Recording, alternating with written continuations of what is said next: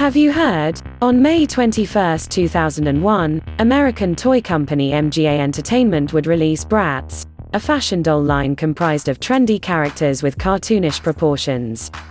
The doll line was created by former Barbie designer Carter Bryant, and would originally consist of 4 multi-ethnic dolls: Chloe, Yasmin, Sasha, and Jade. While the dolls were not an instant hit in the United States, MGA believed that the dolls could be an international success. They would rely on licensing to increase the Bratz brand presence, and secure partnerships with established toy companies to help distribute the dolls overseas. While many toy companies would be protective of their brands, especially their newer properties, the upstart MGA took licensing risks with the Bratz early on, which helped them in the long run. But before we look into some of the international distribution deals that were made for the Bratz dolls, I'd like to thank Lookin Bratz, Passion for Bratz, and Alex Babs 12345 for their incredible Bratz doll and media archives, which made researching for this video a lot easier. Also, I would love to hear from you. If you have an idea for a future doll history video topic, let me know in the comments below and make sure to subscribe. To help grow the Bratz doll's international profile, MGA Entertainment sought out toy companies with a strong presence in the markets they were looking to expand into. For South American distribution, MGA would partner with Venezuelan company Kreisel to distribute the dolls. MGA would team up with Japanese toy company Bandai to distribute Bratz dolls in the European market. Bandai, known in the West through the Power Rangers brand, would include their logo on the packaging of European Bratz releases. The European boxes would also feature text in multiple languages, such as French, Spanish, and German. Unlike the first edition dolls sold in the United States, some Bandai releases would have less detail. For instance, the Bandai Yasmin would have no linings on her pant legs. Bandai would also release Bratz lines under different names from their American counterparts. The Style It line, for example, would be called Hippie Chic in Europe. In Japan, MGA would partner with Bandai's rival, Tomy, now known as Takara Tomy, to distribute the dolls. These dolls would have Japanese text across the box, and would notably have Cool Bratz in place of the regular Bratz logo. The Tomy logo would be prominently placed on the top right corner of the box. Much like some of the Bandai releases, the Tomy Cool Bratz dolls would have less details. While Bratz reached notable success in Europe and gradually gained traction in America by the 2001 holiday season, the dolls didn't seem to catch on in Japan. MGA, instead, would continue expanding in markets that they already made inroads into and would find a better time to relaunch the dolls in Asia.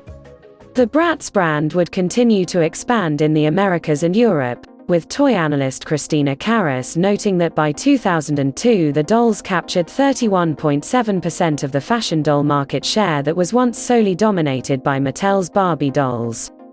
In fact, Bratz would receive the People's Choice Toy of the Year award in 2001 and 2002, proving that the brand was making a significant impact on young consumers. Around 2003, MGA would team up with Italian toy company GIG, a now dissolved subsidiary of Giochi Preziosi, to sell Bratz dolls in Italy.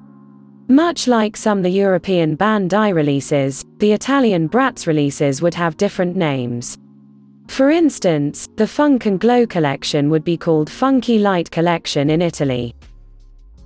With the growing success, MGA would take another shot at expanding the Bratz brand in Asia, particularly in Japan and Hong Kong. They would partner with Hasbro's Hong Kong division to sell the dolls in Hong Kong and Taiwan. The South China Morning Post would note that the African-American Sasha doll would be missing from the Bratz lineup.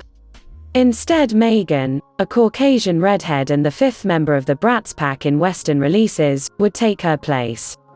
A representative of Hasbro Hong Kong would claim that the omission of the Sasha character from these releases was not due to racism, but was the result of their market research, which reportedly found that black dolls did not sell well in these areas. Simultaneously, MGA would team up with Takara, now merged with Tomy, to relaunch the Bratz dolls into the Japanese market. If you have seen my Barbie in Japan video, you would know that Takara had previous experience working with American toy companies such as Hasbro and Mattel. It also helped that they produced successful fashion dolls of their own, such as the Licca-chan doll. MGA and Takara wanted to capitalize on the increasing popularity of Western culture in Japan through the Bratz brand, and would create a multimedia presence for the dolls. The two companies would produce a stop-motion series comprised of 2-minute episodes for Nippon TV, which premiered around August 2003. This series would be called Cool TV, and would feature Chloe, Yasmin, Sasha, Jade, and Dana, as they traveled across Japan. Unfortunately, episodes of this series have seemingly been lost to time as of the release of this video. Takara and MGA would also partner with Japanese music company Avex to produce promotional songs for the brand. The first single, Show Me What You Got, featured South Korean singer BoA and Backstreet Boys member Howie D. The song would also serve as the theme song for the Cool TV series. The single, which was entirely in English, peaked at number 37 on Japan's Oricon charts. Avex would also produce a music video for the song, which would feature 5 masked dances in the likeness of the 5 Bratz Pack members. Avex would release a second single, Look Around, which featured American singer Christina Milian and Japanese rapper Verbal. As part of a promotion for the song, Japanese confectionery company Morinaga would run a Bratz-themed giveaway through their baked chocolate brand. Despite all these promotions and partnerships, the Bratz relaunch in Japan did not make the impact that MGA and Takara hoped for. MGA, however, would continue to work with Takara Tomy to distribute their other brands in Japan. For the South African market, MGA would enter a distribution deal with Prima Toys, which would last well into the brand's 2015 reboot. In January 2004, MGA would enter a partnership with Australian toy company Funtastic Limited to exclusively distribute the Bratz dolls in Australia and New Zealand. 2004 would also mark significant changes in the European distribution of Bratz dolls. Vivid Imaginations UK would take over distribution of the Bratz brand from Bandai in the United Kingdom, while Hasbro would take over distribution from Bandai in France. Bandai would still handle their distribution in Spain. According to Marketing Week, Vivid Imaginations chief executive, Nick Austin, was excited to partner with MGA and aimed to make Bratz the top-selling doll brand in the UK. In 2004, the BBC would report that Bratz had outsold Barbie in the UK, with Bratz sales up by 130% from the previous year. The New Yorker noted that Bratz outsold Barbie in Australia and South Africa around this time as well. Bratz would also become popular in the Russian market, with Russian company Saks Toys handling the distribution of the dolls. A senior executive at MGA would comment to the South China Morning Post that they believed that the global success of the Bratz brand can be attributed to the doll's ethnically ambiguous look. They would note that there are little girls in South Africa who think the Sasha doll is South African, girls in Samoa who think she is Samoan, and girls in the United States who think she is from Harlem. MGA realized the great demand for Bratz dolls worldwide and would release international exclusives, such as the UK variant for the Bratz class line in 2006. They would launch Bratz magazine in the US, UK, Russia, France and Brazil, so that fans around the world could keep up with the Bratz pack. To engage with international Bratz fans further, MGA would host events, such as the Bratz Designed by You contest. Yet this was only the tip of the Bratz mania. By 2006, Bratz had taken nearly 40% of the fashion doll market, though this period of dominance would come to an end as MGA and Mattel's legal battle over the ownership of the Bratz brand would heat up. In December 2008, the District Court in Riverside, California would order that since Carter Bryant was an employee of Mattel when he created the Bratz, Mattel was the owner of the brand. In addition to paying $100 million in damages to Mattel, MGA was also ordered to cease producing and licensing all Bratz products. Retailers and licensees who ordered existing Bratz stock were allowed to sell the dolls until December 31, 2009. According to the legal firm MST Lawyers, MGA Entertainment had informed Australian licensee Fantastic Limited around August 12, 2009 that they would no longer supply the company with Bratz dolls after December 31 due to the court order. Fantastic would sue MGA, as they claimed that according to the terms of their distribution agreement, MGA warranted that the importation of any of the Bratz branded products, and its storage, distribution, promotion, advertising, marketing and sale by MGA did not constitute an infringement of any intellectual property rights invested in any third party, such as Fantastic Limited. 2 years later, in a June 2011 press statement, Fantastic Limited would note that they had come to a settlement with MGA for an undisclosed amount on June 7, 2010. In July 2010, after MGA filed an appeal, the Ninth U.S. Circuit Court of Appeals in San Francisco, California overturned the initial ruling that was made in favor of Mattel. MGA Entertainment, as a result, was deemed as the rightful owner of the Bratz brand. After winning the rights over the brand, MGA released new Bratz dolls by fall 2010 and rolled out an extensive rebranding campaign to celebrate the brand's upcoming 10th anniversary.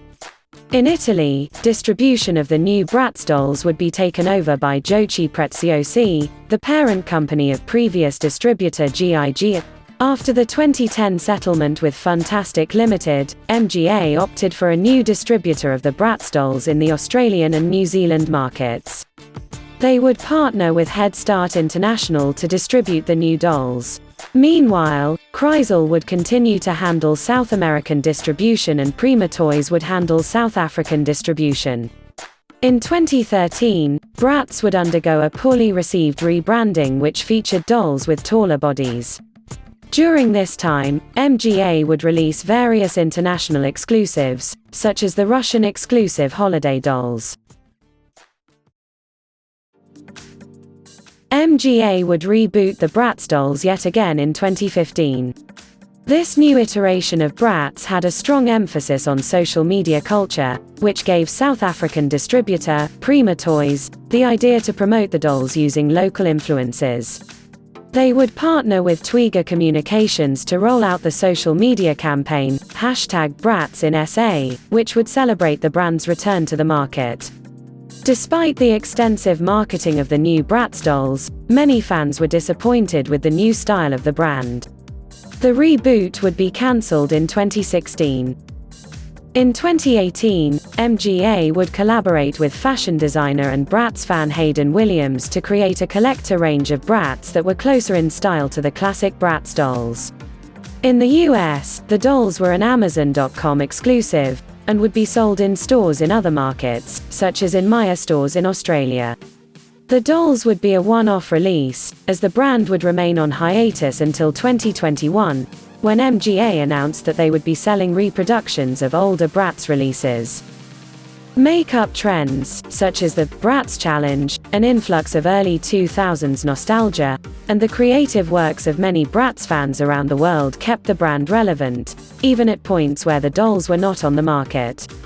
This could be attributed to the brand's emphasis on self-expression and diversity, which still resonate with many fans to this day. As the Bratz brand celebrates its 20th anniversary, it is important to note how the international distribution deals MGA Entertainment made early on helped catapult the brand to success. Of course, while some distribution partnerships did not work out as intended, such as the efforts made in Asia, other markets ended up being hotspots for the brand. The doll's aesthetic and diversity are still celebrated by fans to this day, and have significantly influenced pop culture despite the brand's ups and downs.